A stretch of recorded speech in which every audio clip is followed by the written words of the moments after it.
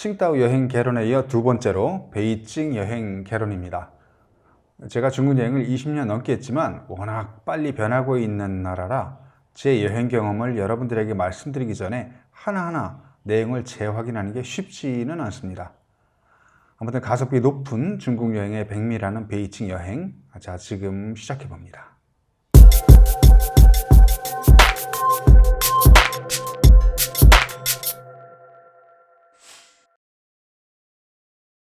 편안한 운동화는 필수입니다. 베이징은 평야지대에 위치한 도시입니다. 주변을 봐도 산이라고는 자금성을 만들면서 나온 흙으로 만든 인공산인 경산을 제외하면 없어요. 관광지의 크기는 대륙의 숲길답게 자금성만 하더라도 우리 경복궁의 2배 크고요. 천단은 자금성의 4배, 이화원은 자금성의 2배 이상 큰 면적들입니다. 만리장성은 더하죠. 등산에 트레킹을 해야 볼 수 있습니다. 여행하는 계절을 잘 선택하세요. 봄이면 기승을 부리는 악명 높은 황사의 미세먼지. 우리에게도 큰 두통거리지만 중국도 지구가 석자인 심각한 문제입니다. 연구에 따르면 베이징의 공기를 6일간 마시는 것은 담배 한 가지를 피우는 것과 같다고 하는데요. 베이징 여행에는 마스크는 꼭 필요하세요. 베이징을 여행하기 좋은 계절은 9월에서 10월의 가을이에요. 5월 1일에서 3일, 10월 1일에서 7일까지의 중국 연휴 기간에는 가급적 베이징 여행은 자제하시고요. 여행지 입장 대기줄만 하더라도 끔찍합니다. 중국 연휴 기간에 베이징 여행, 이건 아니에요.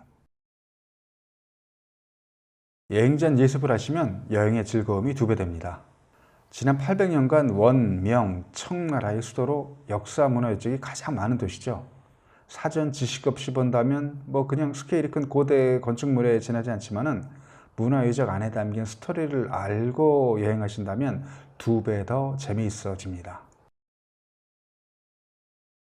베이징 여행은 지하철 여행입니다. 만리장성과 명 13능을 제외하면 대부분의 여행지는 지하철로 가실 수 있어요. 우리 서울만큼 지하철이 잘 발달되었고 지하철 카드 한 장으로 공항에서부터 여행을 다니시고 여행 마치시고 다시 공항까지 이동수단 때문에 걱정할 일이 전혀 없습니다. 여행지 입장료가 저렴합니다. 중국의 다른 지역 관광지들은 대단하지도 않은 것도 100위안이 넘는 곳이 많아요. 베이징은 적게는 2위안, 많게는 70위안 사이의 입장료라 부담이 상대적으로 적습니다. 이건 아마 다른 지역은 입장료 수입이 지방 재정에 큰 비중을 차지하지만 베이징은 저렴한 비용으로 많은 관광객을 유치하고자 하는 베이징의 자부심이 아닐까 하는 제 개인적인 생각입니다. 베이징은 1환에서 6환까지 있습니다. 베이징에서 위치를 파악할 때 보면 몇 환 이런 식으로 이야기를 합니다.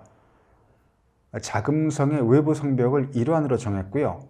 도시 외곽으로 나가면서 2, 3, 4, 5, 6환으로 정해져 있습니다. 우리가 생각하는 베이징은 5환까지라고 보시면 됩니다. 성수기와 비수기에는 입장료와 숙박요금이 차이가 있어요. 성수기는 4월 1일부터 10월 31일까지고 비수기는 11월 1일부터 3월 31일까지입니다. 교통지도 앱으로는 구글 맵이 있는데 중국에서 VPN 없이는 사용이 불가능하고 바로바로 업데이트가 되지 않은 단점이 있어요. 반면 중국 앱으로는 바이두 지도와 고덕 지도가 있는데 영어는 지원이 되는데 반면에 많은 분들이 중국 앱에 대한 거부감이 많고 또 개인정보 노출을 우려하고 계신 듯해요. 먼저 공항은 인천공항처럼 터미널 2와 터미널 3가 있어요. 베이징 서두공항에서 베이징 시내까지 이동하는 교통편은 3가지입니다. 시내까지 100위안 정도 요금이 들고요. 톨게이트 비용은 별도로 계산하셔야 돼요. 3인 이상이면 적정한 요금이지만 2인 미만이면 다른 교통수단에 비해서 비싸죠. 공항버스는 수십 개 노선이 있어요. 2환 이내 시 중심까지는 약 1시간 정도 걸리고요. 버스 비용은 25원에서 30원입니다. 우리나라 인천공항 가는 고속전철과 비슷합니다. 터미널 2, 터미널 3에서 출발, 베이징 2호선인 동주문까지는 25위안이고요. 공항에서 전철 카드를 구입하시면 베이징 여행하시면서 하는 지하철 이용에도 사용돼 편리하고요. 출국 시 공항에서 남은 비용도 환급받으실 수 있어요. 카드 가격은 50위안, 당연히 충전되고요. 보증금 20위안, 실제 사용하실 수 있는 금액은 30위안입니다. 베이징에는 4개의 역이 있습니다. 가장 오래된 베이징역, 또 고속열차역인 베이징 남역, 열차편이 가장 많은 베이징 서역, 그리고 지금 수리 중이어서 2019년 연말에 재오픈되는 베이징 북역이 있어요. 4개 역은 모두 베이징 지하철로 연결되고 있어서 중국 내 다른 도시에서 베이징으로 오시더라도 시내 이동하시기에는 불편함이 없으세요. 먼저 베이징은 워낙 큰 도시라 지도상 보면 가깝다고 생각되는 거리도 실제 가보면 30분에서 1시간 정도 걸리니까 주의하세요. 베이징을 여행한다면 반드시 가봐야 될 여행지를 뽑아보면 당연히 만리장성, 자금성, 천안문 광장, 천단, 그 다음에 후통, 라마사원, 공항푸, 치주바 예술구, 수치아이, 난로거샹 등이 있어요. 만리장성은 베이징 시내에서 2시간 걸리는 먼 거리지만 베이징 여행에서 만리장성을 빼놓을 수는 없죠.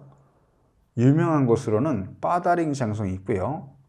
비교적 한가하지만 풍경이 좋은 뮤티에니 장성이 있고, 그리고 뮤티에니 장성 동쪽에 있는 시마타이 장성은 유일하게 만리장성 야경을 볼 수 있는 곳이자 원래 모습을 가장 잘 보존하고 있는 장성입니다. 천안문과 자금성, 경산은 한 축으로 쭉 연결되어 있어요. 입구는 천안문 쪽으로 들어가는 쪽과 경산이 있는 후문 쪽에서 들어오는 쪽이 두 군데입니다.